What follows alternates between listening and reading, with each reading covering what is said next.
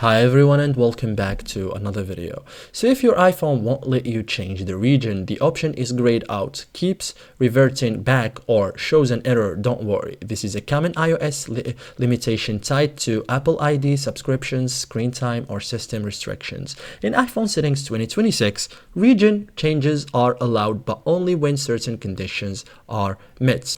In this guide, I will show you step by step how to fix can't change region safely and correctly.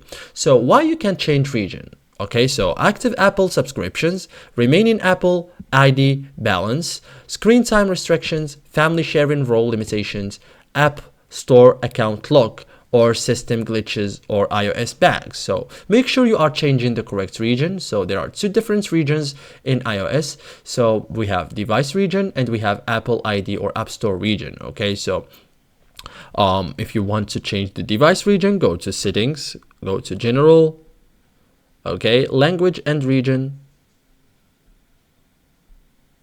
and then choose the region from here. Okay, you have all the options here. As for the ID or Apple ID, go to settings again,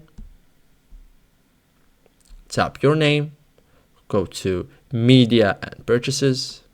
Okay,